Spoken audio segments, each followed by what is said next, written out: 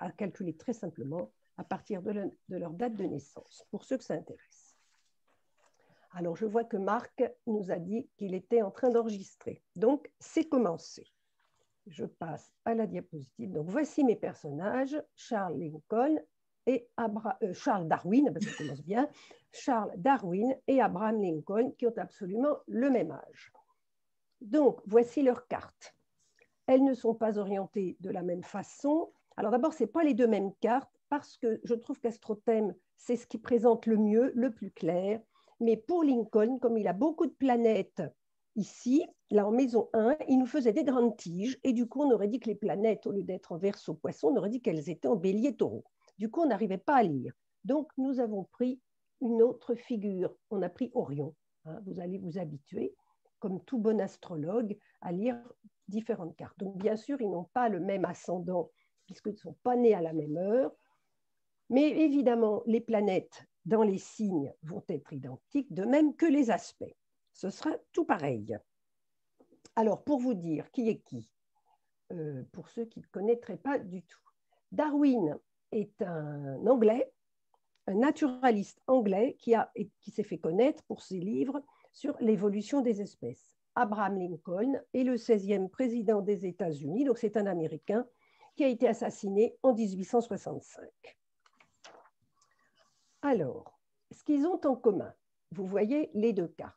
Évidemment, nés exactement le même jour, la même année, ils ont tous les deux le soleil en Verseau, donc ça va être tous les deux des personnages marqués par le signe du Verseau, avec Uranus, voilà quelqu'un d'autre, j'admets du coup, alors avec Uranus, le maître de leur soleil, tout à fait remarquable puisqu'il est au degré critique, cet Uranus des signes fixes. 9 degrés, c'est un degré critique.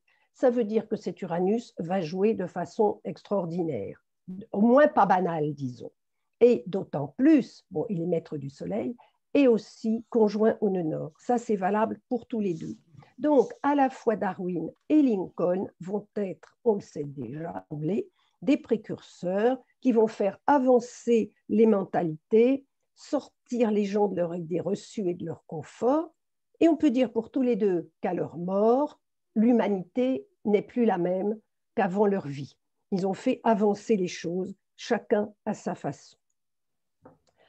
Alors, ce remarquable Uranus, il est absolument partile pour Darwin. Il fait un beau trigone à son Mercure. Et donc, ils ont tous les deux ce trigone, mais chez Darwin, il est partile 9-9. Donc, ce sont, on voit tout de suite, des deux personnages autodidactes, génial, avec des idées de génie et des idées progressistes. On peut déjà dire ça pour tous les deux. Ce Mercure trigone à Uranus nous attire l'œil sur leur lune noire en Gémeaux. Donc, nous avons deux personnages extrêmement curieux, très avides de savoir, et qui vont vouloir passer de l'étude des faits et de leur curiosité des choses, disons, immédiatement accessibles, au savoir. Passer des connaissances au savoir avec l'opposé de la lune noire en Sagittaire. Ça, c'est valable pour tous les deux. Également, ce qu'ils ont en commun avec cette lune noire en Gémeaux, ce sont tous les deux des maniaques des listes. Ils adorent faire des listes tous les deux. C'est probablement pour mettre de l'ordre dans le chaos. On pourrait dire ça, parce que nous avons ici leur Mercure, donc tous les deux, conjoints à Pluton.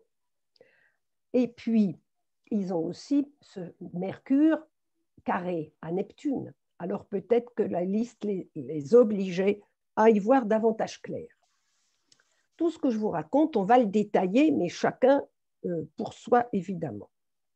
Ils ont tous les deux la conjonction Saturne-Neptune angulaire, Charles Darwin, la conjointe à l'ascendant, Lincoln, la conjointe au milieu du ciel. On peut faire une phrase avec cette conjonction qui est bien sûr générationnelle. On pourrait dire, par exemple, ils vont pouvoir dissoudre les obstacles qui sont devant eux ou donner de la substance à leurs rêves, Saturne-Neptune, ou encore un coup, organiser le chaos, le flou. Beaucoup de phrases sont très bien pour tous les deux. Alors, on verra tout à l'heure, ça c'est amusant, avec ce Neptune très important, angulaire, qu'un bateau, pour tous les deux, a été déterminant pour leur vie future. Pour tous les deux. Alors, maintenant pour leur biographie, ce qu'ils ont en commun, ils sont tous les deux orphelins de mère. Leur mère est morte jeune. La Lune en Capricorne, chez tout le monde, chez les deux, est carrée à Mars. S'ensuit, alors le maître de la Lune, c'est Saturne, conjoint Neptune. Ça donne une enfance triste, forcément, lorsque la mère est partie. Ils vont être tous les deux sujets aux dépressions, même graves, et aux migraines. Mars est carré à la Lune. Dépression, migraine. Pour Darwin, ce sera pire. Ils vont tous les deux se marier et tous les deux appelleront leur femme mamie. C'est maman qui gère le foyer, donc on l'appelle mamie. Tous les deux vont perdre des enfants en bas âge. Mercure conjoint à Pluton et Mercure carré Saturne. Tous les deux, bizarrement, vont connaître un grand succès et la notoriété à 50 ans, au retour de Chiron. La maturité, c'est-à-dire les événements de la vie, on pourrait traduire ça comme ça, avec Chiron, ravivent les blessures et en même temps les guérissent. En plus, Chiron, en direction symbolique, va rejoindre Jupiter natal. Donc, c'est un succès, une espèce de reconnaissance. Et la Lune dirigée va arriver sur Mercure. Donc, pour Darwin, c'est par ses écrits. Et puis, pour l'homme politique qu'est Lincoln, c'est ses discours, évidemment. Ça nous parle aussi, avec Chiron sur Jupiter, d'intégration sociale à ce moment-là. Et puis, ils vont toucher leurs contemporains. La dernière chose, je vais finir avec ça, ils sont tous les deux des bourreaux de travail. Ils travaillent tous les deux énormément. Alors, tous les éléments que je vous ai donnés, on va les analyser pour chacun différemment, évidemment à l'aune des événements de leur vie différents. Alors, Nathalie, maintenant, va vous parler de Lincoln plus spécifiquement. Ensuite, moi, je ferai Darwin. Voilà. Est-ce que, déjà, au départ, vous avez des questions? Si je vais trop vite ou des précisions? Ça allait? Bon, alors, Nathalie va continuer. Le chat, je ne sais pas où il est, je ne sais pas où il est. Donc, je ne m'en occupe pas du chat. On verra plus tard. Nathalie, tu veux y aller? Oui, alors moi, je vais vous présenter le thème d'Abraham Lincoln, donc qui est Verseau, ascendant Verseau, avec une lune en Capricorne en maison 12. Donc, Lincoln, c'est un Uranien épris de liberté. Vous ne pouvez pas remonter le thème, on ne le voit pas en entier, si c'est possible. Non, je ne peux pas. Si, tu vois tout. Si. Ah non, je ne vois pas la base. Eh bien, la base, il n'y a rien. Pourtant, moi, je la vois, il n'y a rien d'autre sur la base. Hein. Parce qu'elle est coupée, là, par… Non, il n'y a rien. Là, tu vois, moi, je la vois entière. Je mets le grand écran pour que tout le monde voit mieux. Le bas, là, c'est la lune noire en Gémeaux. Il n'y a pas plus bas.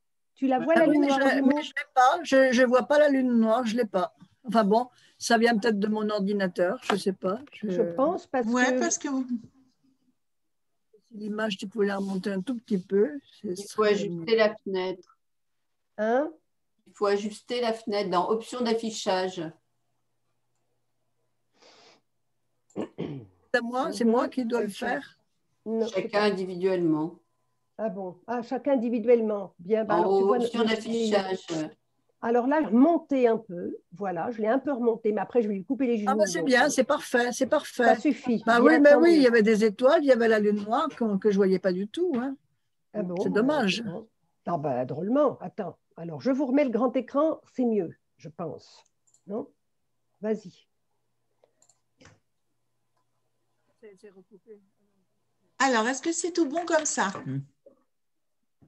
Et tu as changé et j'avais tout. Et du coup, j'ai plus la base. Est-ce que les autres personnes… Nathalie, tu as tout? Moi, j'ai tout. Hein. Moi, je sais de quoi je parle. J'ai tout sous les yeux. Bon.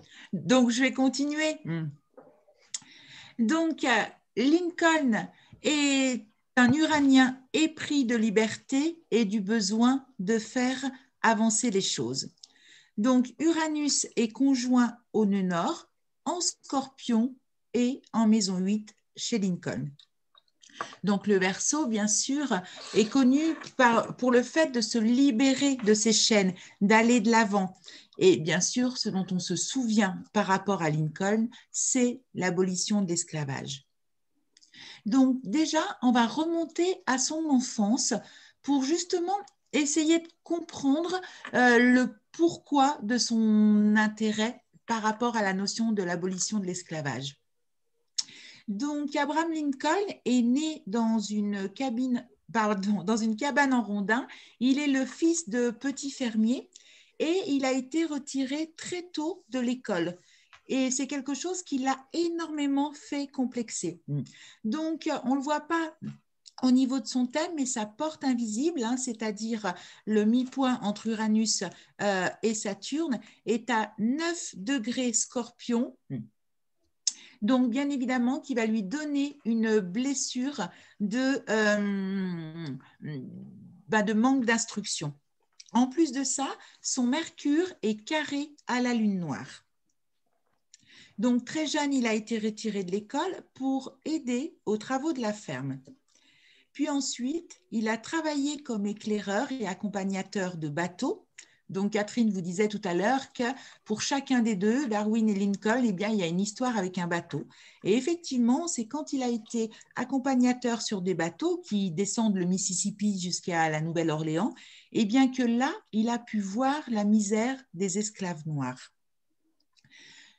Mais le fait d'avoir été retiré de l'école, donc pour justement travailler à la ferme de ses parents, mais aussi à la ferme des voisins, pour justement pouvoir subvenir aux besoins de la famille, c'est quelque chose qui l'a profondément marqué. Alors déjà, parce que lui, bien sûr, il voulait continuer à s'instruire, à aller à l'école, et puis surtout parce qu'à cette période, la loi stipulait que tout enfant de moins de 21 ans devait donner à son père ce qu'il gagnait.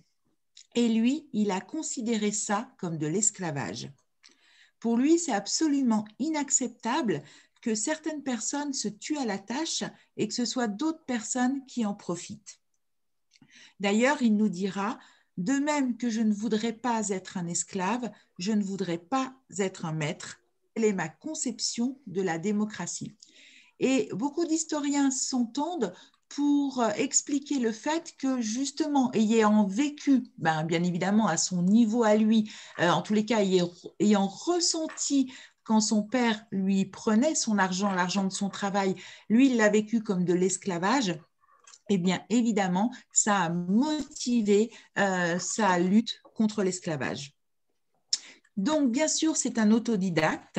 Donc, nous voyons Mercure qui est trigone à Uranus. Il a su développer ses qualités d'éloquence. D'ailleurs, il était connu pour avoir un esprit particulièrement vif et beaucoup d'humour, ce qui est quand même la caractéristique d'un Mercure trigone Uranus. Quand il était jeune, il voulait réussir bien mieux que son père.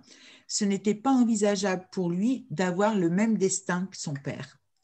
Alors, il devient avocat. Son milieu du ciel est en Sagittaire, donc bien sûr qui représente la loi. Jupiter est sextile à la Lune en Capricorne, qui représente la discipline et l'ordre public. Donc, c'est quand même impressionnant cette notion. Comment ? Oui, oui, tout à fait, bien sûr. Après, il a repris des études. Donc, c'est quand même un parcours qui est particulièrement étonnant. Quand on est né fils de fermier aux États-Unis, dans une cabane en rondin, et déjà devenir avocat, c'est quand même relativement exceptionnel, et terminer président. Donc, pour le coup, ça l'est encore plus. Et malgré tout, toute la vie de Lincoln a été des épreuves successives. Déjà, beaucoup de deuil. Donc, nous voyons une maison 8 qui est quand même assez chargée, qui contient Mars, qui contient la conjonction Uranus nœud nord en Scorpion en plus. Alors, bien évidemment, on sait qu'en plus, il a été assassiné, mais en dehors de ça, eh bien, il a vécu de nombreux deuils qui l'ont d'ailleurs beaucoup, beaucoup affecté. Donc, tout d'abord, il a perdu sa mère très jeune, hein, il l'a perdue en 1818. Ensuite, en 1828, il perd sa sœur qui meurt en accouchant. En 1835, il est éperdument amoureux d'une jeune fille avec qui il doit se fiancer et cette jeune femme meurt. Il a perdu 2 de ses 4 enfants de son vivant. Un troisième mourra ensuite, mais ça va être après la mort de Lincoln. Donc, de son vivant, il a vraiment le terrible chagrin d'enterrer 2 de ses enfants. Et par rapport à ça, il y a une anecdote que j'ai beaucoup vérifiée parce qu'elle paraît absolument surprenante. C'est que l'un des fils de Lincoln, donc bien évidemment un de ceux qui a vécu, qui s'appelle Robert Todd Lincoln, eh bien, quelques années avant l'assassinat d'Abraham Lincoln, son fils, donc Robert Todd Lincoln, se trouvait à la gare de Jersey City et il a failli être percuté par un train. Et à ce moment-là, celui qui lui a sauvé la vie, ce n'est ni plus ni moins que le frère de l'assassin d'Abraham Lincoln. Donc, c'est quand même une anecdote particulièrement incroyable. Donc, Lincoln, c'est un homme avec une force incroyable. Sa vie, c'est une succession d'échecs et il a toujours persévéré. Donc, on voit son Mars en 8 qui est trigone à son Soleil en 1, qui va indiquer que pour lui, chaque défaite, c'est un encouragement à recommencer. En plus, il a un Pluton en 1 qui va lui donner ses qualités du phénix, de celui qui renaît de ses cendres. Il nous dira dans une de ses citations, « Ce que je veux savoir avant tout, ce n'est pas si vous avez échoué, mais si vous avez su accepter votre échec. » Alors, juste 2-3 petits exemples. En 1831, il lance un business et il fait faillite. En 1832, il se présente aux élections législatives et il perd. En 1833, il veut monter une autre entreprise. Là, il emprunte beaucoup d'argent, il s'est très lourdement endetté et il fait à nouveau faillite. Le nombre de fois que Lincoln se présente au Sénat et qu'il perd est incalculable, mais chaque fois, il continue. Et d'échec en échec, eh bien, on arrive en 1860 où il devient président des États-Unis d'Amérique. Donc, je pense que pour nous tous, c'est vraiment une magnifique leçon de persévérance. Vous voyez les 3 maisons, vous voyez, exprès, j'ai mis les trois habitats. Il part d'une cabane en rondin, il s'améliore ici et il finit à la Maison Blanche. Ouais, c'est un parcours absolument incroyable. Et nous avons remarqué que, bien sûr, les présidents américains avaient une résonance dans leur thème par rapport au thème de l'indépendance américaine. Et pour Lincoln, eh bien, sa conjonction Soleil-Pallas se place sur la lune du thème de l'indépendance américaine, c'est-à-dire à 27 degrés Verseau. Donc Lincoln, évidemment, c'est un être épris de justice. Donc on voit dans son thème une conjonction Mercure-Pluton en Poisson et en Maison 1 qui fait qu'il va défendre la veuve et l'orphelin dans son métier d'avocat avec passion. Et cette conjonction Mercure-Pluton va le pousser à écrire tout le temps. Il écrit des listes, il écrit des petits bouts de papier qu'il va le mettre soit dans ses poches, soit sous son chapeau. Et il va connaître la notoriété à 50 ans. À ce moment-là, le milieu du ciel dirigé rejoint sa lune, donc qui va lui apporter un succès populaire, et sa lune rejoint Jupiter, planète de reconnaissance sociale. Son Mercure conjoint à Pluton, trigone à Uranus et carré à Saturne vont rendre ses discours remarquablement brefs, inspirés et efficaces, alors que la mode était aux longues tirades. Si nous regardons son thème, nous voyons que les maisons d'eau, c'est-à-dire les maisons 4, 8 et 12, sont particulièrement occupées. Donc, en astrologie transgénérationnelle, bien évidemment, on va plus spécifiquement regarder ces 3 maisons d'eau. Donc, on sent voilà, une dimension transgénérationnelle importante dont je vais vous parler un petit peu plus tard. Donc, on voit ce Saturne en 9 et en Sagittaire, donc qui va nous parler d'un enfant élevé dans un milieu qui ne lui ouvre pas l'horizon qu'il souhaiterait. Ce Saturne est conjoint à Neptune, hein, qui va nous parler de la foi et de l'idéal. Et cette position laisse entrevoir des généalogies marquées par des croyances étouffées ou étouffantes qui vont pousser la génération suivante à une quête de valeurs morales ou éthiques. La maison 8 est très chargée, elle comprend Mars, qui sont des mémoires de violence, et Uranus, qui sont des mémoires de transgression. Le maître de la 12 vient toujours nous demander dans un thème, nous poser cette question, qu'est-ce que les parents, qu'est-ce que la généalogie attendent de moi? Et le maître de 12, c'est Saturne, qui est en maison 9, en Sagittaire, conjoint à Neptune, c'est-à-dire vraiment retrouver un idéal de liberté. Chiron est en Verseau et en maison 12, qui va nous parler d'une blessure d'exclusion et de mémoire d'exil. Et le fait que ce soit en Verseau, bien évidemment, touche la notion de liberté. Alors, par rapport à ce thème qui est fortement marqué par le transgénérationnel, on va parler de cette lune noire qui est en maison 4 et en Gémeaux. Donc, déjà, Lincoln souffrait de dépression et après une étude de son arbre généalogique, nous remarquons que la famille de Lincoln était vraiment sujette aux dépressions. Donc, c'était vraiment quelque chose d'héréditaire. Alors, cette lune noire en maison 4 va se traduire dans sa vie par le fait que, déjà, ils ont perdu 2 enfants, enfin en tous les cas 2 du vivant de Lincoln, et puis que le foyer d'Abraham Lincoln n'était pas heureux, c'était un foyer particulièrement difficile. Sa femme était terriblement dépensière et un peu fragile psychologiquement ou un peu faux-folle. Par exemple, elle était capable d'acheter 400 paires de gants en un mois. Et d'ailleurs, à la mort de Lincoln, où succédera ensuite le décès d'un autre enfant, elle va sombrer dans la folie. Il y a alors ça c'est une anecdote, mais il y a un fournisseur qui un jour se plaignait à Lincoln de Madame la Présidente et il s'est vu répondre par Lincoln lui-même qui lui a dit vous pouvez bien la supporter 15 minutes parce que moi, ça fait 15 ans que ça dure. Donc voilà, déjà ça donne une image effectivement de l'ambiance du foyer.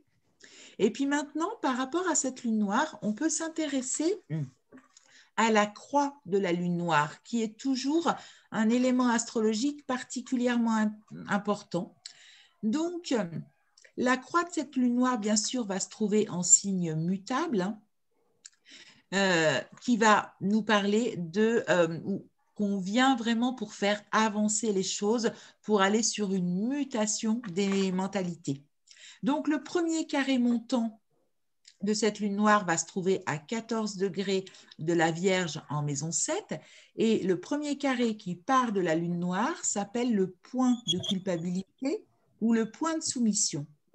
Donc, le fait qu'il soit en Vierge et en maison 7, ça vient nous parler d'une faute ancestrale qu'on vient expier, qu'on vient purifier, qui est en lien avec le couple.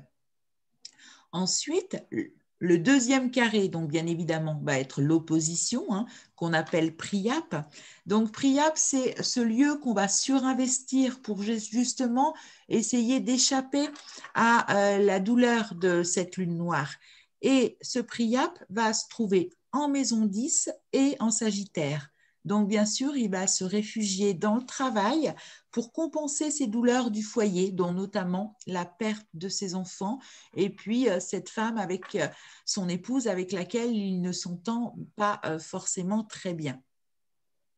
Et puis, le dernier carré est particulièrement intéressant dans cette croix de la lune noire, puisque c'est notre point d'affirmation. Donc, lui, il va se trouver à 14 degrés du Poisson, donc en maison 1, et nous remarquons qu'il se superpose à la conjonction Mercure-Pluton. Donc, pour lui, son point d'affirmation, c'est vraiment de venir exprimer la justice. Lincoln, il a quelque chose, enfin, il a beaucoup de choses de fascinantes, mais ce qui est absolument fascinant chez lui, c'est cette cohabitation d'une énorme force, puisque quand on lit ses biographies, qu'on voit la succession des échecs de sa vie, qu'à aucun moment il a renoncé, donc une force énorme qui va nous parler justement de ce Pluton en maison 1, où on a l'impression qu'il n'y a rien qui peut l'abattre. Eh bien, en parallèle, il va cohabiter une énorme vulnérabilité. Donc, comme nous l'avons vu, eh bien, il est sujet aux dépressions avec des crises d'irritabilité. Et ça, effectivement, ça peut se voir par rapport au carré Lune-Mars. D'ailleurs, une de ces dépressions va l'obliger à rester alité pendant 6 mois. Alors, pour soigner sa dépression, il va prendre un médicament qu'on utilisait à l'époque et qui s'appelle le Blue Mass, qui contient du mercure. Et en fait, plus il veut soigner sa dépression, et plus il va mal, puisque en fait, il est en train de s'empoisonner au mercure. Et c'est intéressant que de voir dans son thème que Neptune est carré à Mercure. Parfois, la dépression dont souffrait Lincoln s'accompagnait de crises de panique, surtout à partir du moment où il a commencé à travailler en tant qu'avocat dans l'Illinois. Mais en fait, ce sont vraiment les deuils successifs qu'il a connus quand il était jeune, dont notamment la mort de sa fiancée, celle de sa sœur, celle d'un ami proche, qui ont déclenché une très grande période dépressive pour Lincoln. D'ailleurs, si nous voyons au niveau de la santé, eh bien, le maître de 6, c'est la Lune, qui est en maison 12, en Capricorne, un signe enclin à la mélancolie. Lincoln sera assassiné le 14 avril 1865 d'une balle dans la nuque. Et à cette période, nous sommes à la fin de la guerre de sécession, puisque les sudistes ont capitulé le 9 avril 1865 et la guerre de sécession s'est terminée le 9 mai 1865. Donc, cette guerre avait commencé le 12 avril 1861, au début du premier mandat de Lincoln, et elle va se terminer au moment de sa mort, comme si le destin d'Abraham Lincoln était étroitement lié à l'abolition de l'esclavage et qu'il avait accompli son rôle. Ce qui va illustrer totalement son nœud nord conjoint Uranus en Scorpion et en maison 8. Alors, avant que Catherine vous présente la biographie de Darwin, on va peut-être prendre un petit instant pour savoir si vous avez des questions.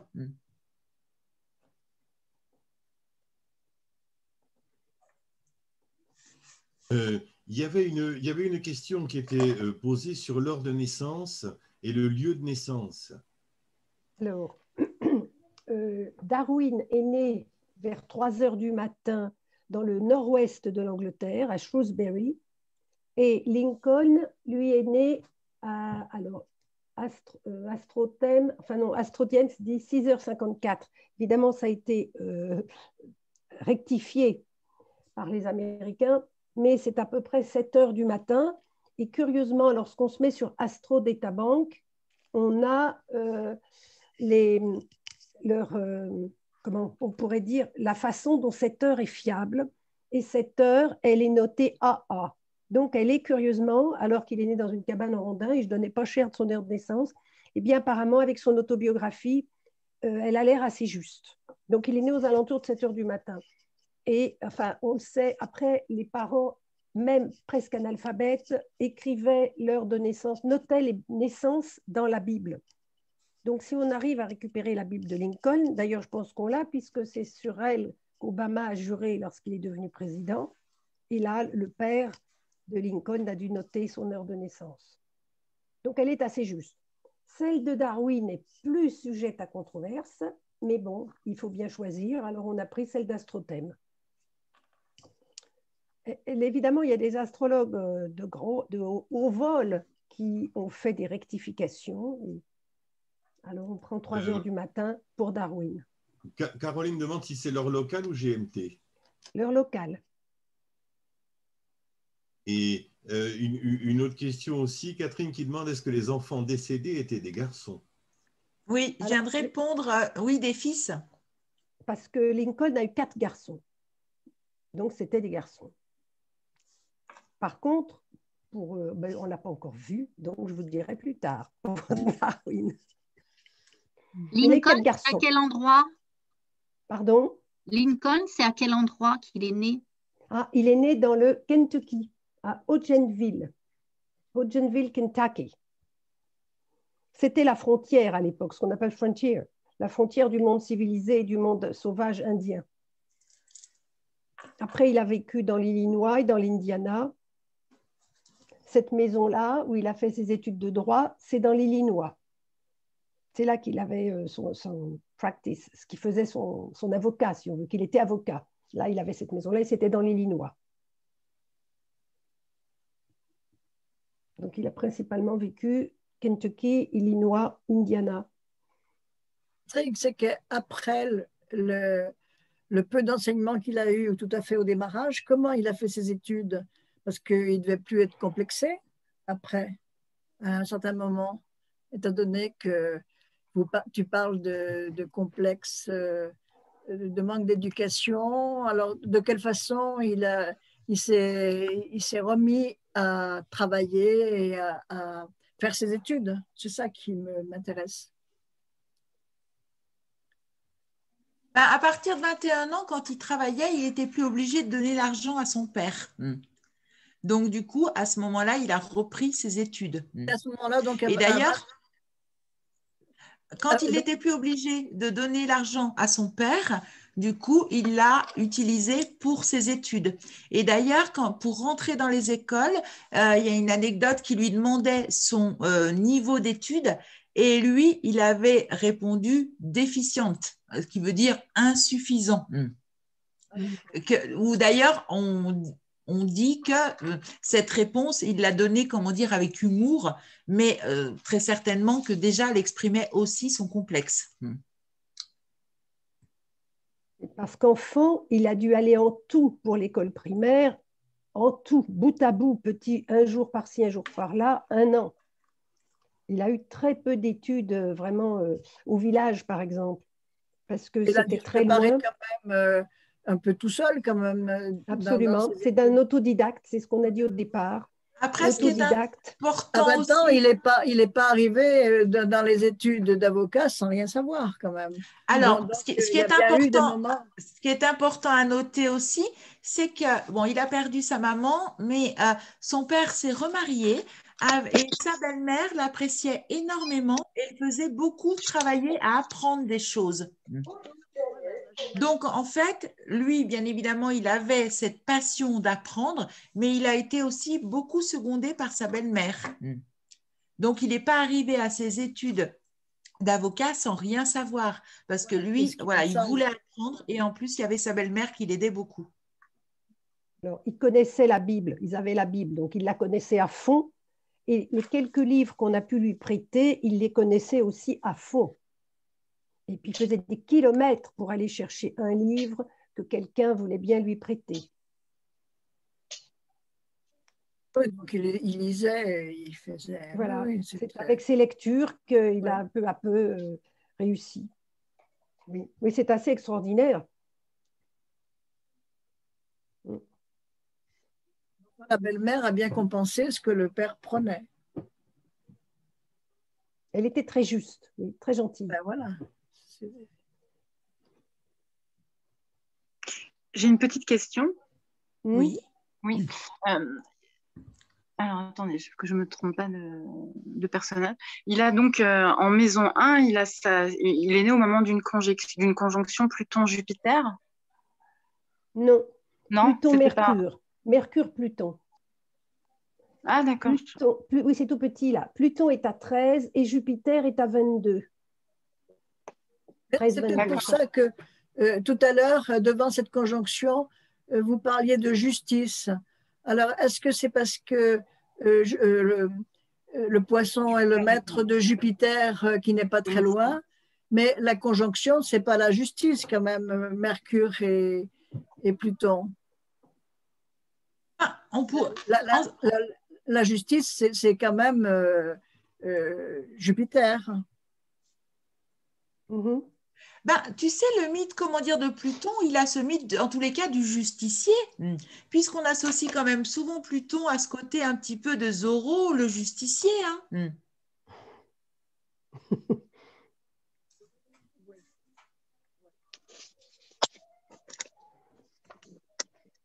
Oui, en fait, c'est vrai que, excusez-moi, sur Astrothème, c'est vrai qu'ils mettent la conjonction à 8 degrés entre Jupiter et Pluton. C'est pour ça que je me... Ouais. Ah oui, ils la mettent, oui. Mais enfin, ça fait... Parce que c'est vrai qu'en maison 1, en plus en domicile pour Jupiter, ça donne quand même une notion de vouloir... oui, la justice, là, c'est marqué avec Pluton transformé par la justice. Il y a un côté... Enfin, je sais pas, voilà, je voulais savoir ce que vous en pensiez, en fait. Ben, moi, je suis assez d'accord, comme on dit que c'est une conjonction large, mais qu'on pourrait considérer Mercure conjoint à Pluton et conjoint à Jupiter. Ouais. En maison 1, c'est valable parce que c'est dans le même signe qui est le maître de Jupiter. Tout à fait, bien sûr. Dans ce sens-là, c'est valable. Complètement. La justice, ça peut être aussi Mars en balance qui mène le thème, puisque ça va de Mars jusqu'à Vénus. Absolument, oui, oui. Il sert de locomotive. Oui, oui. Complètement. Oui, oui, oui. Ce désir de justice, oui. La notion de justice, effectivement, on la sent très, très présente dans le thème de Lincoln, hein, et vécu justement tout jeune par cette sensation d'injustice quand il devait remettre l'argent de ses efforts à son père. Ça, c'est quelque chose, je pense, qui a été terriblement fondateur pour lui.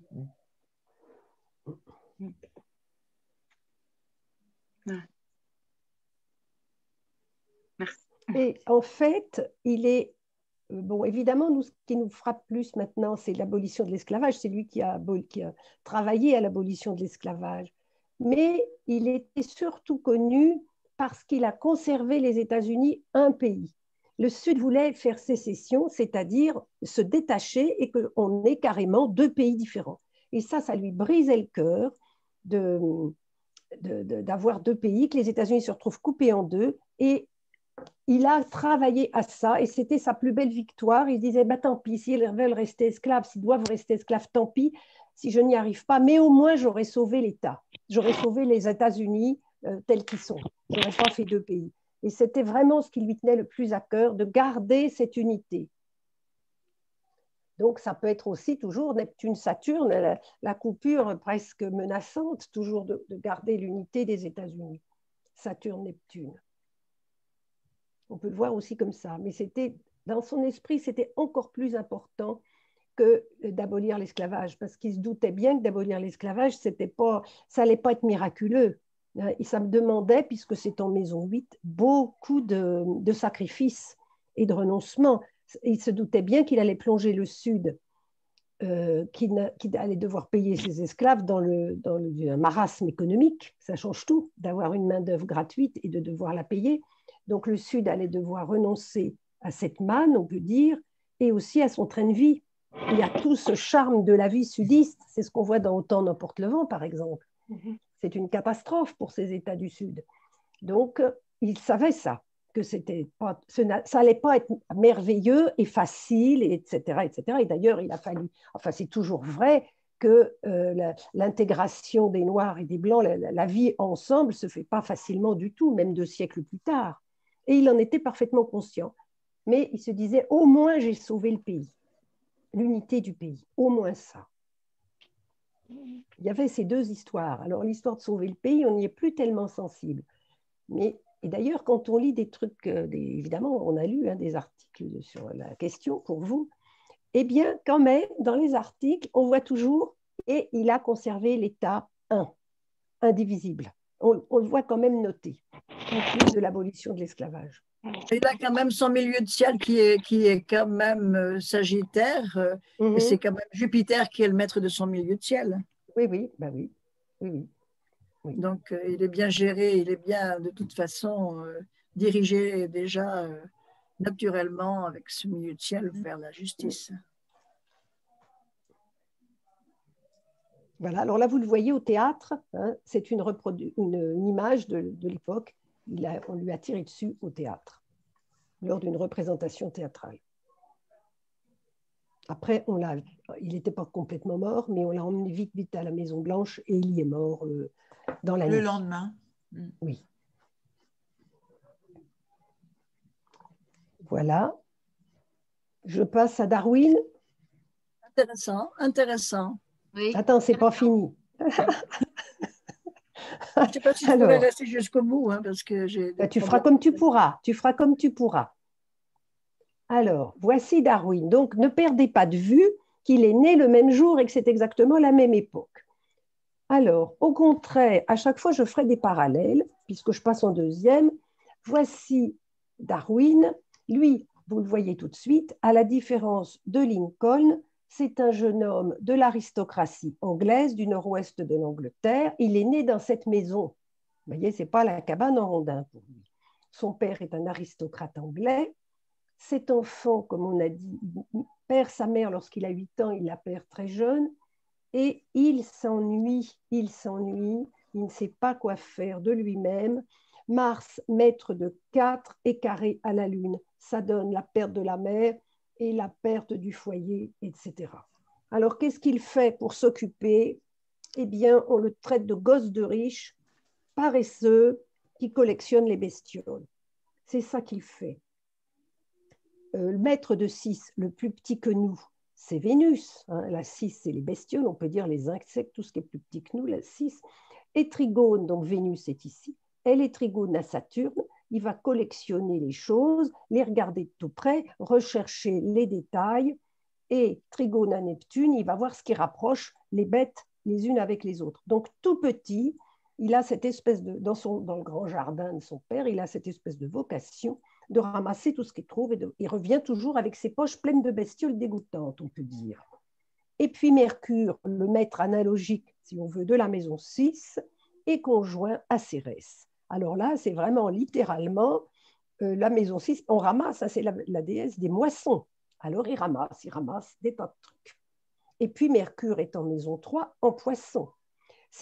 Donc il est en exil, c'est un mauvais élève, paresseux, comme je disais tout à l'heure, un gosse de riche paresseux. Il a une élocution très malaisée, il est lent, c'est un élève très distrait, Mercure carré Neptune, il pense à autre chose. Lui, il va à l'école, mais ce qu'on lui propose ne l'intéresse absolument pas. Alors, son père lui dit, tu feras le déshonneur de la famille. Et il lui propose de faire ses études de médecine. Alors, il y va, mais malheureusement, la vue du sang le rebute. Il ne peut pas supporter la vue du sang. Le maître de 8, on pourrait dire le sang, c'est la Lune carré Mars. Il ne supporte pas, il s'évanouit. C'est une personne extrêmement sensible. Pour un oui, pour un non, il s'évanouit. Donc, regardez les cadavres qu'on dissèque. Et comme on disséquait à la faculté de médecine le cadavre des condamnés à mort ou des personnes qui étaient mortes sans aucun argent pour se faire enterrer, évidemment, c'était encore pire. Donc, il ne supporte pas. Il peut pas devenir médecin à cause de ça. Alors qu'il dissèque les bestioles, hein, les vers de terre, les insectes, tout ce qu'il trouve, ça ne le dérange pas. Les cadavres humains le dégoûtent. Alors, son père lui dit, bon, tu vas faire pasteur. Bon, il veut bien parce que dans les études de théologie à Cambridge, il y a des leçons de biologie pour encenser la création divine. On s'intéresse à la nature et à la biologie, donc il est d'accord. Donc, il va à Cambridge, il passe ses examens, il devient pasteur, mais ça ne lui dit rien du tout d'avoir une paroisse. Il ne s'intéresse qu'à la biologie, il a des amis biologistes, des professeurs, etc.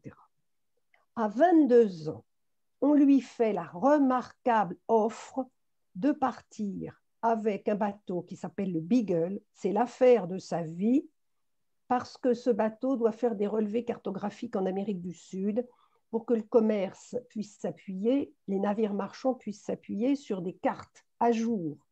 Et donc, on lui offre en tant que naturaliste de partir sur ce bateau. Je vous ai dit en début que le bateau, pour tous les deux, était très important. Lincoln, il était batelier, il emmenait les gens jusqu'au Mississippi, il a vu les esclaves à la Nouvelle-Orléans. Et lui, le bateau, c'est celui-ci, le voyage de sa vie. Donc, il doit partir pour 2 ans. Et ça va durer 5 ans, finalement. Donc, il va aller en Amérique du Sud, aux Galapagos, en Nouvelle-Zélande et même en Australie. Donc, c'est un voyage extraordinaire. Il part en 1931. Il a 22 ans. À ce moment-là, pour faire le parallèle, Lincoln, lui, va quitter sa campagne et aller à New Salem et à Springfield, c'est-à-dire des plus grosses villes, pour faire son droit. Donc, pour tous les deux, c'est une année clé puisqu'ils vont s'échapper et ce sont même des années pivots pour la suite de leur vie. Alors, dans le bateau, évidemment, il a un Neptune sur l'ascendant, hein, alors ça lui va de s'en aller, d'aller très loin. Mais ce n'est pas formidable tout de même, la cabine est toute petite, il n'a pas l'habitude, il doit la partager en plus, il partage la couchette, enfin, c'est des conditions très difficiles. Et comme il est tout le temps malade, il a évidemment très mal au cœur, il a le mal de mer, il a des migraines, donc le voyage est un cauchemar pour lui, le voyage en bateau, c'est un cauchemar. Lorsqu'il fait des randonnées, alors il est heureux quand on accoste, il fait des randonnées terrestres.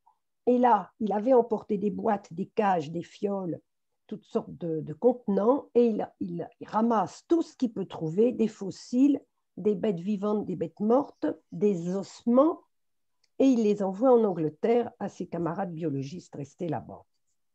Alors, à ce moment-là, Jupiter arrive Jupiter et Uranus transitent Chiron. Hein, là, ce n'est pas un voyage d'agrément, on ne peut pas dire ça parce que c'est des conditions abominables pour lui, puisqu'il a le mal de mer et qu'il est tout le temps malade. Quand il marche et pour aller chercher ses trouvailles, il se fait piquer, il a mal, il a chaud, il prend froid, il a des insolations, enfin ça ne va jamais. Et puis Pluton transite son fond du ciel. Donc c'est vraiment, il quitte le foyer, il va entamer sa vie d'adulte. D'autre part, Jupiter et Uranus vont être au carré de l'axe des nœuds. Au carré de l'axe des nœuds, il a Chiron. Hein, le nœud nord est à 6 Scorpion, donc ici. C'est tout à fait le tournant de sa vie à ce moment-là. Donc, il ramasse tout ce qu'il peut trouver et il expédie en Angleterre ses trouvailles. Donc, quand il rentrera, il sera déjà un peu connu. Quand il rentre, alors pendant cette traversée, Uranus dirigé arrive sur Saturne. Hein, donc, le désir de se démarquer, les idées géniales vont prendre forme peu à peu. Il rentre en 1800 bien sûr, 1836, il revient. Il est déjà assez connu parce qu'il a envoyé tous ces échanges, connu dans son milieu scientifique, bien entendu. Il est fêté parce qu'il avait tout envoyé à l'avance. Les gens avaient hâte de le voir revenir et ils ont fait prospérer, ils ont organisé ses collections. À la même époque, donc la même année, Lincoln est diplômé de droit et il a le droit d'exercer en tant qu'avocat. Donc pour tous les deux, ce sont des dates importantes. Alors, il rentre, il publie en 1939 ce livre. C'est le journal de son voyage sur le Beagle. Ça a un certain succès. Il est assez connu, il est assez plaisant à lire, ce journal. Au même moment, Lincoln, lui, il avait un cabinet d'avocats avec un collègue, un confrère. Le confrère part au Sénat et Lincoln se retrouve seul à la tête du cabinet. Donc, pour tous les deux, c'est un petit succès dans la vie. Et en effet, le Soleil dirigé arrive sur leur Jupiter. On peut dire que pour tous les deux, c'est une reconnaissance.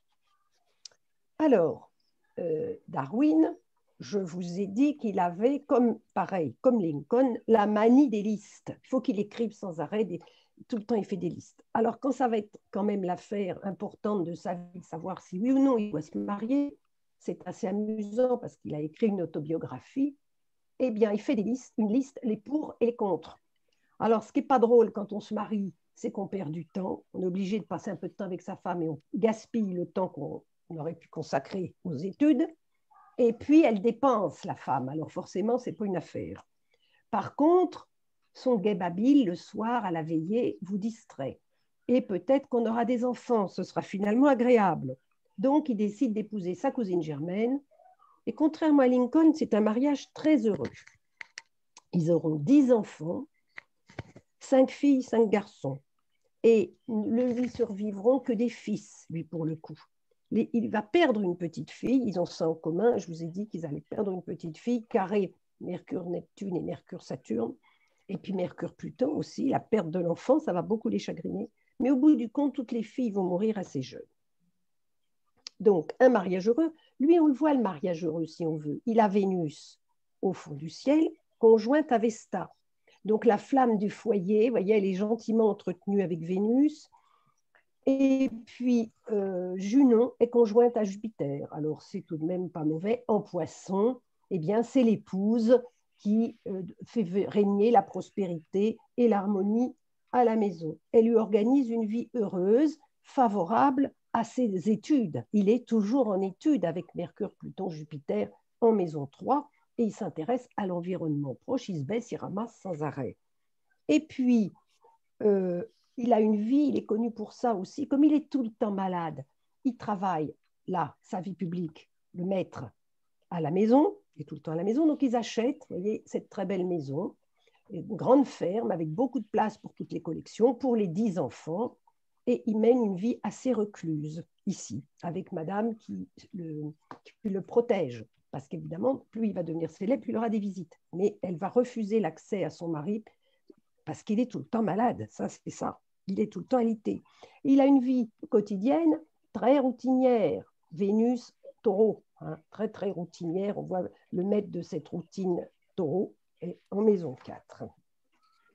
Alors, ce qui le rend aussi malade, c'est que quand il est revenu de son grand voyage, il a bien vu ce qui se passait, il a pressenti, avant même de publier ses livres, il a vu, alors ça c'est une vue des Galapagos, enfin ce qu'il a vu aux Galapagos, les Galapagos c'est des îles, il y a des familles de pinsons, le pinson d'origine, selon l'île où il va avoir un bec différent, parce que finalement l'espèce a évolué et le bec c'est...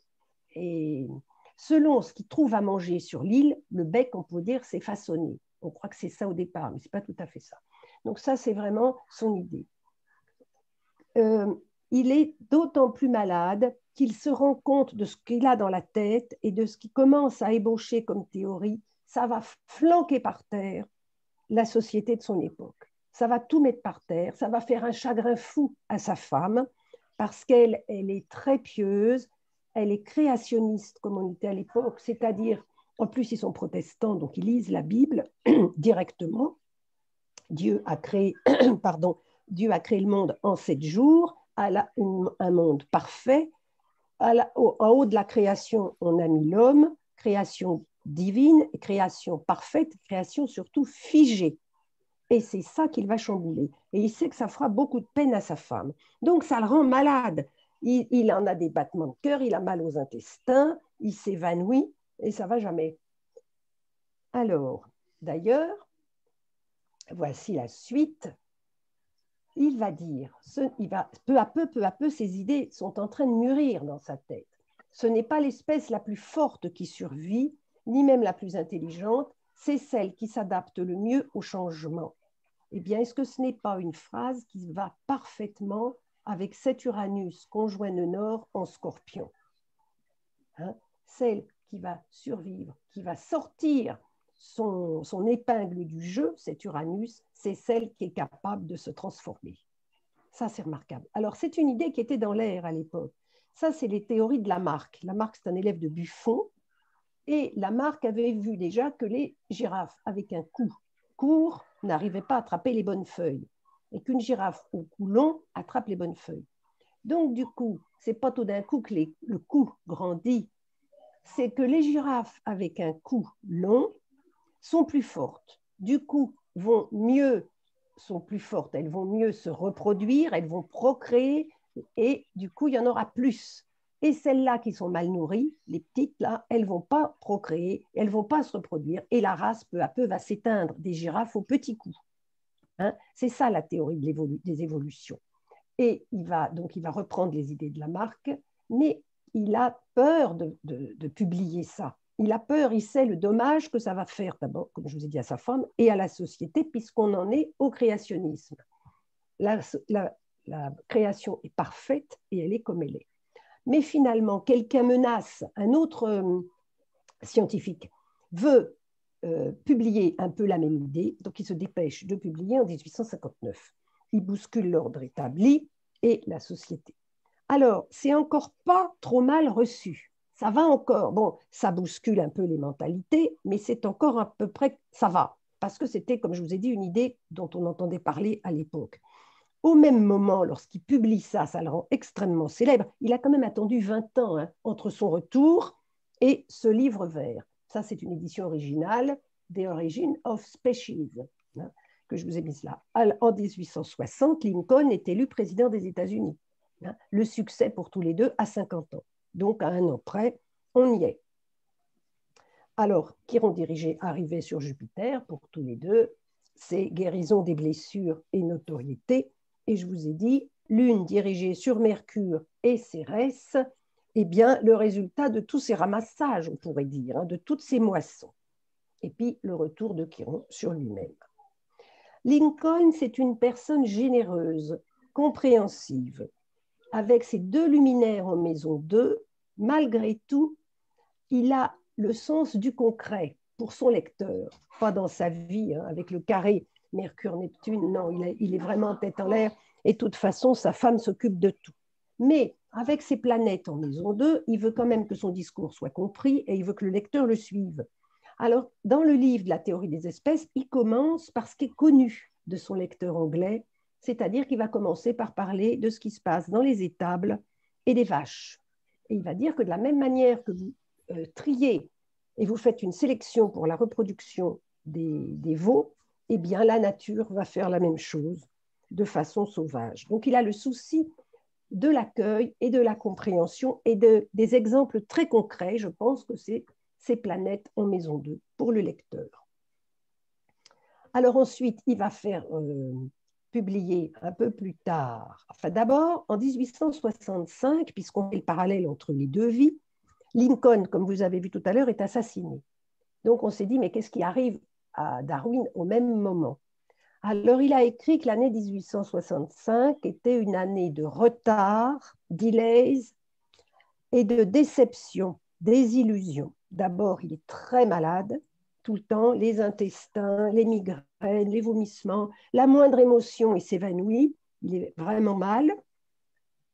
Cette année-là, Saturne en transit, donc ça c'est pour tous les deux, Saturne arrive sur Mars, Saturne transite la planète Mars, donc évidemment des retards, des déceptions, des désillusions. Uranus est au carré de Jupiter, Uranus il doit être par ici à peu près, au carré de Jupiter, là c'est son ascendant, Uranus, alors il a tout le temps, la moindre émotion lui est presque fatale. Et puis, le nœud nord se rapproche de Saturne. On n'est pas très loin. Donc ça, c'est valable pour eux deux.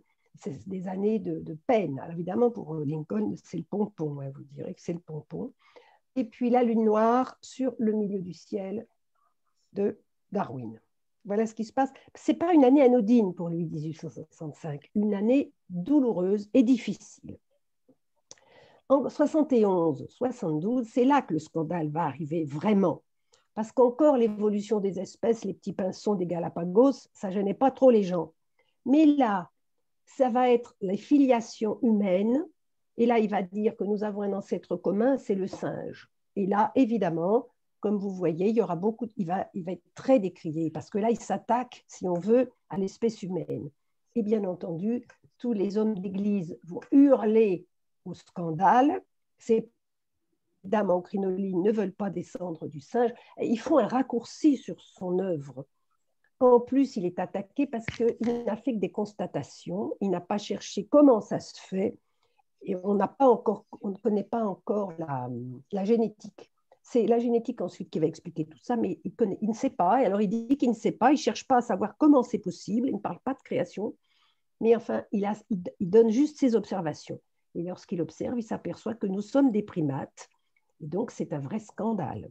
L'année d'après, il enfonce encore le clou avec l'expression des émotions chez l'homme et les animaux. Et là, il y a des images nous sommes des animaux, si on veut, dans certains points de vue. Ça ne me plaît pas du tout. Et les animaux aussi ont des émotions comme nous. Donc, là, c'est un singe qui a peur ou qui est ému, je crois. Donc, ça va faire un énorme scandale en 71 et en 72, à ce moment-là. C'est très mauvais. Donc, évidemment, il est encore très atteint avec ça. Ça n'aide pas hein, pour sa vie. Alors, il va mourir en 1882 d'une crise cardiaque. C'est ça, une crise cardiaque. Et puis, il avait les intestins complètement sans dessus-dessous. Il voulait des funérailles très intimes, des obsèques familiales. Mais finalement, l'État britannique s'est rendu compte de la valeur de leurs ressortissants. Donc, il aura des funérailles absolument nationales. Il n'a jamais avoué que finalement, il était athée. Il a perdu la foi lorsque sa fille est morte. Une de ses filles est morte. Et il est quand même enterré à Westminster Abbey. Donc, c'est un peu leur cathédrale à Londres, hein, Westminster, à côté de Newton. Et depuis, on a mis Stephen Hawking à sa droite. Donc, il est dans le carré des scientifiques à Westminster. Et là, ce qu'ils ont encore en commun, tous les deux, c'est qu'on les a sculptés dans le marbre. Ça, c'est dans un musée d'histoire naturelle à Londres, ici. Et là, c'est Lincoln, au Lincoln Memorial à Washington. Et puis, lui, il est enterré à Springfield, où il avait fait ses études de droit et où il avait exercé comme avocat. Donc, il a un grande tombe, comme ça. Et puis, bien sûr, on le voit dans le Dakota du Sud, avec 3 autres présidents américains. Donc, c'est encore un point commun, c'est de finir dans le marbre, tous les deux. Voilà, moi j'ai fini ma partie. Est-ce que vous avez des questions?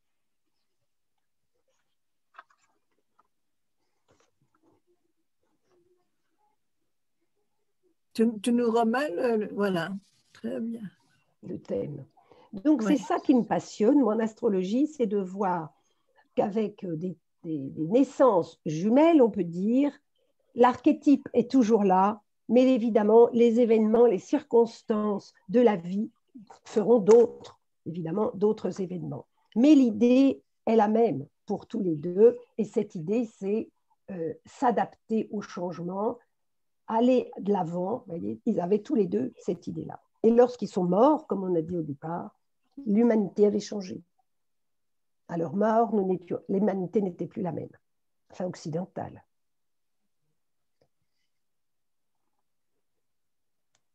Vous n'avez pas de questions? Non. Parce que on ne peut pas se souvenir de tout, ça va vite. Hein, tous les transits au cours des années, tu vois. Bien sûr. Je ne peux pas les vérifier tous. Mais heureusement, parce que si on se verrait qu'on s'est trompé, peut-être. Voilà. Non, mais je vous fais confiance totalement. Mais c'est difficile de Alors, si vous n'avez de suivre totalement sans voir les transits, quoi. Moi, j'aime bien des dessins et j'ai tendance à mélanger un peu tout. Quand il n'y a pas les transits, vraiment, c'est vaste. Voilà mon impression. Alors, donc, nous allons passer à la suite. Donc, pour ce qui est de l'astrologie, nous y sommes. Donc, nous allons vous montrer ce que nous avons. Est-ce que je peux te demander? Oui, donc tu vois où la biologie dans ce thème? Parce que le maître du milieu du ciel, c'est Vénus. Vénus est en bélier. Oui. On a trouvé l'écho. Oui. On a trouvé l'écho.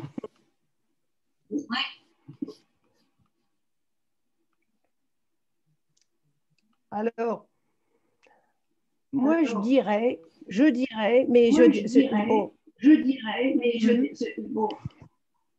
Évidemment, si je répète 2 fois, ça fait 4 fois. C'est peut-être pour lui, Darwin. Chantal, je crois qu'il faudrait que vous coupiez votre micro. Coupez votre micro parce que là, oui. Pour lui, pour la biologie, je dirais, la biologie, c'est le plus petit qui soit. Et c'est cette lune noire en Gémeaux est le maître de la lune noire conjoint à Cérès. Je dirais ça. Il y a aussi quand même le milieu de ciel qui est vénusien. La maison 6 qui est également vénusienne. Donc Vénus, c'est-à-dire Vénus décortique. Il décortique les choses. Il décortique. Je verrais plutôt quelque chose de Gémeaux et de Mercurien. Cette curiosité insatiable, comme un enfant. C'est un peu... il a la curiosité. Vous savez, il n'y a que les petits-enfants pour tripoter les punaises sur un mur. Les adultes, ça les dégoûte. Lui, alors il mangeait tout ce qu'il trouvait. Ça ne le dérangeait pas. Il était très malade.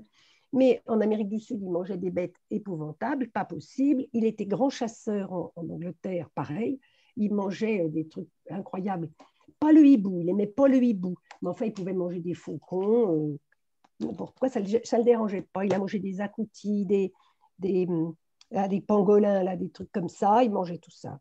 Et ben, c'était cette espèce de curiosité. Il n'était pas dégoûté. Et je pense que cette curiosité, moi je vois ça comme ça, c'est ce Mercure en Poisson.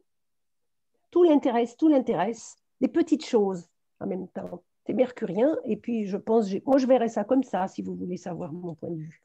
Combien de degrés Mercure? Parce que je ne le vois pas, là. Il m'en manque la moitié. Alors, 9. Il est à 9. Il est au trigone exact d'Uranus. Trigone exact d'Uranus. C'est peut-être pas mal, ça. C'est pour... Oui, peut-être, pour la biologie. Ouais, il a fait un grand-père déjà naturaliste, pour les gènes, on peut dire. Un grand-père était naturaliste. Donc... Et puis peut-être une question là tout à l'heure qui était intéressante, justement, c'est l'inversion, Vénus et Mars dans la maison, dans les maisons, voilà, un échange mutuel, c'était important.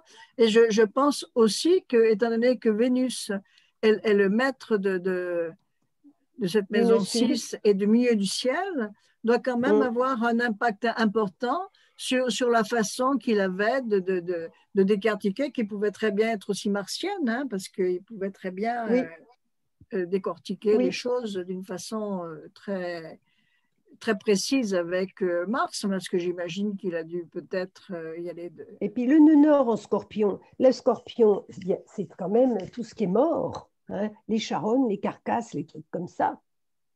Cet attrait, quand on ramasse des ossements de fossiles ou d'autres choses, donc il y a quand même une importance avec ce rapport à Vénus, Mars.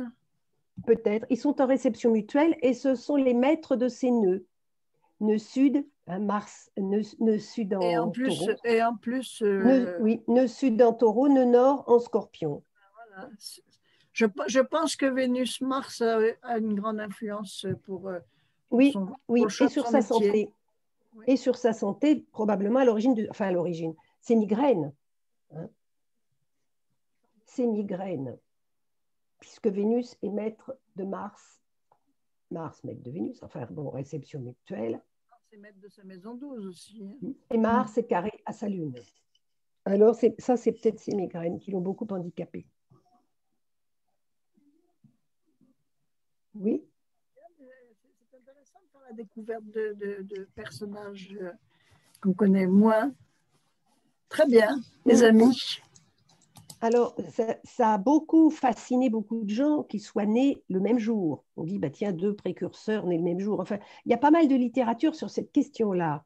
Mais ce n'est pas de la littérature astrologique. Donc, nous sommes des précurseurs pour ça. Mais on trouve pas mal d'articles parce que il n'y a pas que moi qui l'ai vu, qu'ils étaient nés le même jour. Bon, pas la même heure, hein, ça change beaucoup quand même.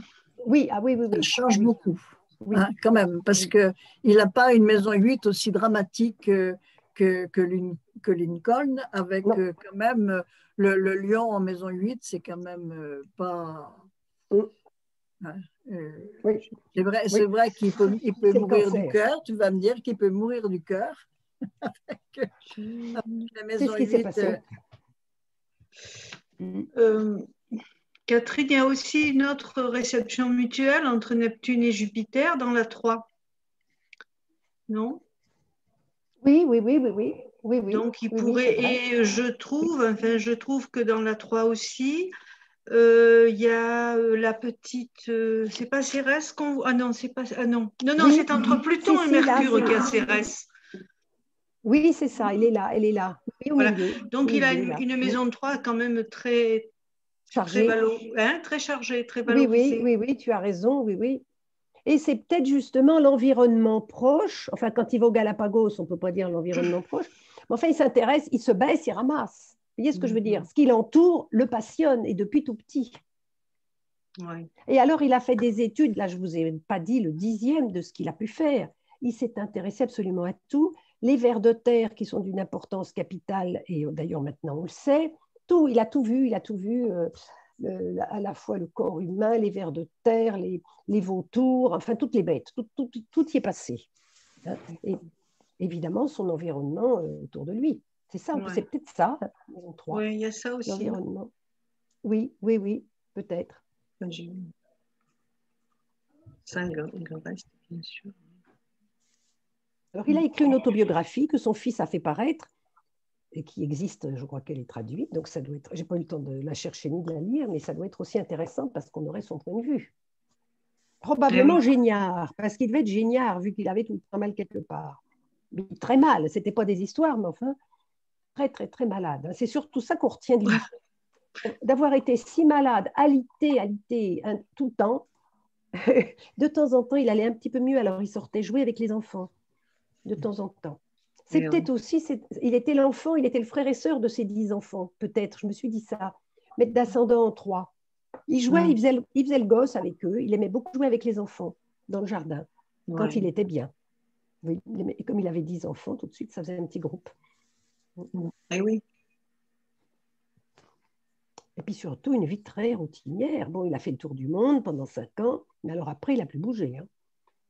Et heure par heure, tous les jours la même chose, on se lève, on va faire son petit tour, on rentre déjeuner, on lit un livre, et puis à la minute près, tous les jours la même chose. Très organisé, très chronométré, très routinier. Saturne conjoint à l'ascendant. Oui, peut-être. Enfin, il a d'abord Neptune, oui, peut-être bien, oui. Enfin, l'heure est peut-être pas tout à fait juste. Taureau. Et puis Taureau en 6. Oui, c'est ça. Besoin de stabilité. Oui, c'est ça. Ouais. Saturne qu'il a. C'est surtout d'ailleurs la société ecclésiastique qui l'a beaucoup, beaucoup attaqué. Et donc, il allait parler devant des aéropages de personnes qui ne connaissaient rien ni aux sciences, ni à rien du tout. Et donc, c'était très virulent quand il était attaqué par les évêques, etc. Des mots, ils avaient des mots très cruels les uns pour les autres. On se moquait de lui, un peu comme à la Chambre des députés, hein. C'est jamais très agréable. C'était comme ça. Puis des caricatures, vous voyez, dans les journaux. Ben, puisque tu descends du singe, ça va un singe. Voilà. C'était difficile.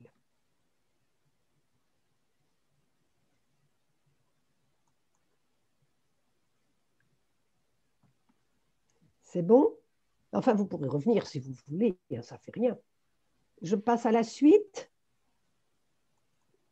Oui. Oui. Alors, la suite. Là, donc, voilà, les hommes dans le marbre. Et nous, alors évidemment, avec Nathalie, certains savent que nous avons mis ce système au point. C'est comme un thème astral élaboré avec des arcanes du tarot, on peut dire par numérologie. Je ne vais pas faire le détail comment ça se fait parce que ce serait trop long et fastidieux, mais sachez que toutes ces planètes, à partir de toutes ces cases-là, alors chaque case, on appelle ça un poste, tout cela dépend de la date de naissance. Donc, bien entendu, vous remarquez qu'ils ont les mêmes. Et puis au milieu, là, c'est l'identité. Alors évidemment, ça c'est différent puisqu'ils ne s'appellent pas pareil. Donc, je peux vous expliquer très rapidement ce que ça donne avec ce système. Ici, ce poste 9, c'est comme le soleil du zodiaque, c'est-à-dire que tous les autres arcanes vont être au service de celui-ci. Et celui-ci, c'est une impératrice du tarot. C'est-à-dire que c'est leur expression qui va faire avancer la connaissance et leur vie. C'est par l'expression. Lincoln, par ses discours, on vous a dit qu'ils étaient très précurseurs, très brefs, très incisifs, très tranchants, ils se démarquaient vraiment des autres comme ça. Et puis Darwin, par les livres, hein, il s'est exprimé par ses livres. Donc, voici leur impératrice. On peut dire la planète, l'arcane le plus important de tout le système. Ils ont un soleil, tous les deux ont 2 soleils. Eh bien, ils sont très timides, tous les deux, ils ont du mal à briller, hein, on peut dire le soleil, et ils vont surmonter cette difficulté avec le soleil qu'on retrouve ici et montrer toute leur générosité et briller à leur façon. C'est là une façon de compenser celui-ci. Ils l'ont tous les deux. On va voir qu'ils sont capables, avec celui-ci, la tempérance, avec tempérance, de faire des compromis, essayer d'arranger les choses pour que ce soit moins difficile. On a vu l'importance pour tous les deux, là c'est un peu anecdotique, des bateaux. Elle danse sur l'eau, tempérance. Donc c'est cette façon de s'en sortir quand même et d'essayer d'arranger les choses. C'était le métier de Lincoln, hein, d'essayer de recoller les morceaux de la division des États et de refaire un État correct. Et puis, lui, eh bien, d'amortir le choc de ses révélations et de ses découvertes avec tempérance. Et puis, le choc que tous les deux provoquent, eh bien, c'est la maison Dieu au poste 2. C'est un endroit de difficulté la maison Dieu, c'est les catastrophes, mais c'est aussi des libérations. Hein. Il y a des flammes qui sortent comme ça de la tour. Et donc, pour Lincoln, c'est vraiment l'abolition de l'esclavage. En plus, cette maison Dieu, là, avec des flammes qui sortent du haut, ça fait craindre. C'est le changement aussi, les changements brutaux. Alors, peut-être qu'il devait les craindre. Parce que lorsqu'on perd sa mère, lorsqu'on est enfant, on a l'idée que tout changement va être difficile à vivre. Hein. Si on change, c'est jamais pour le bon quand on a perdu sa mère enfant. Alors, leur trajectoire ici, leur chemin de vie, c'est un pape. Un peu comme tempérance, c'est-à-dire qu'il va montrer le chemin avec le cœur. Ils vont guider, chacun à sa façon, l'humanité vers ce qu'elle peut trouver de mieux, c'est-à-dire la vérité, la justice. Hein. Et ils sont tous les deux, la raison pour laquelle ils sont revenus, elle est là. Eh bien, c'est l'idée de la justice ou la vérité pour l'humanité. Hein? Alors, on retrouve ici, là, c'est différent, mais chez Lincoln, c'est vraiment, Nathalie a beaucoup insisté dessus, cette idée de justice et d'équilibre et d'égalité. Hein, on la retrouve ici et là, donc c'est très important, ça se voit, c'est visuel, hein, ça se voit tout de suite que ça va être l'affaire de sa vie. Et puis lui, en face de cette justice, c'est que les choses soient considérées d'une autre façon, qu'on retourne ce pendu. Et même si on ne connaît pas très bien les tarots et pas le système, c'est très visuel et on se rend compte comme ça comment ça marche. Vous voyez? Donc on voulait vous montrer ça parce que c'était assez parlant. Évidemment, si on allait pour chacun là-dedans, ça prendrait des heures, mais évidemment, c'est tout aussi parlant, mais on ne va pas vous le faire ce soir. C'était juste montrer comme ça pouvait bien aller pour tous les deux, puisqu'ils ont ça en commun tout de même aussi. Voyez. Voilà, on va s'arrêter là pour ne pas surcharger avec l'étoile évolutive. Je voulais juste ajouter une petite précision par rapport à Lincoln, parce que dans l'étoile évolutive, les 2 postes en haut à droite sont 2 postes qui changent tous les ans, mais pas à la même période de l'année, qui va nous donner justement un petit peu comme les transits, qui va nous donner des événements. Et c'est quand même intéressant de voir que Lincoln, quand il est mort, eh bien, il y avait une maison Dieu, donc maison Dieu qui peut représenter symboliquement la balle dans la nuque, hein, parce que si on regarde cet arcane maison Dieu, ben, Voilà, au niveau du visu, c'est ce à quoi ça peut faire penser. Avec un pape dans le poste 8, et nous, dans ces cas-là, on additionne les deux arcanes. Donc, la maison Dieu, c'est l'arcane 16, le pape, c'est l'arcane 5. Donc, ça nous fait vraiment une énergie monde, c'est-à-dire 21. Comme si, eh bien, au moment de sa mort, il avait terminé, il avait abouti, hein, puisque le propre de l'arcane 21, c'est vraiment une notion d'aboutissement, comme s'il avait abouti sa mission sur Terre. Puisque, comme je vous le disais dans l'exposé astrologique, eh bien, en fait, il a été tué juste au moment où la guerre de sécession se terminait. Donc, voilà, ça, c'était un élément aussi, à mon avis, intéressant à partager. Ah oui, oui, oui, oui, oui, oui. Oui. Alors, quelqu'un l'a dit, c'est peut-être en mangeant n'importe quoi qu'il a bousillé ses intestins. Ça, c'est bien possible. C'est bien possible. Je regardais le chat là pendant que tu parlais, mais il a été malade toujours. Il s'est embarqué déjà vacillant, on va dire vacillant, et bien entendu, la vie de Patachon sur le bateau, enfin manger ce qu'il pouvait, et puis après en Amérique du Sud, ça ne l'a pas arrangé. Ça, c'est bien vrai. C'est peut-être bousillé les intestins. Et oui, il a dû attraper je ne sais quoi, peut-être la maladie de Lyme. On ne sait toujours pas ce qu'il avait. Ces symptômes sont tellement nombreux, je parle pour Darwin, on ne sait pas ce qu'il avait. Très, très, mais comme Lincoln, très dépressif.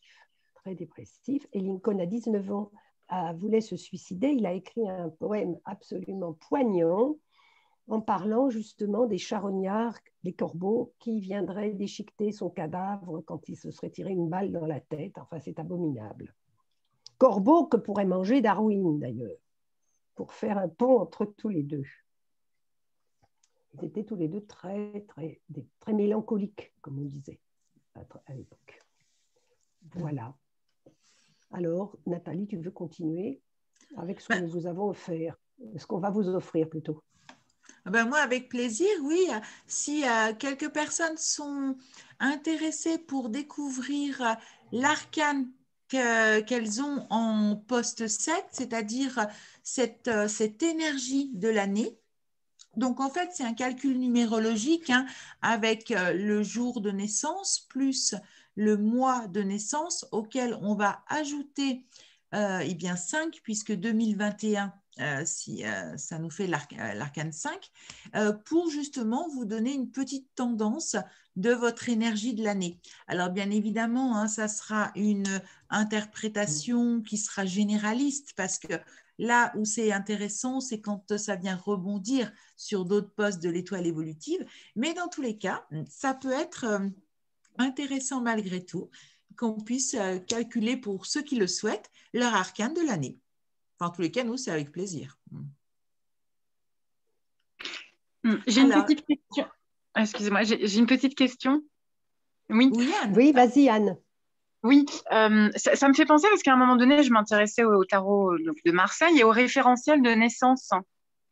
Oui, alors disons que l'étoile évolutive et le référentiel de naissance, ce qu'ils ont en commun, c'est leur source. D'accord. C'est-à-dire la source, évidemment, de la numérologie. Voilà, oui. La symbolique des chiffres. Ouais. Voilà, du coup, nous, on va traduire, comme le référentiel l'a fait d'ailleurs, en arcane de tarot. Donc, on va partir sur plus une notion de numérologie à 22 nombres qui déjà va enrichir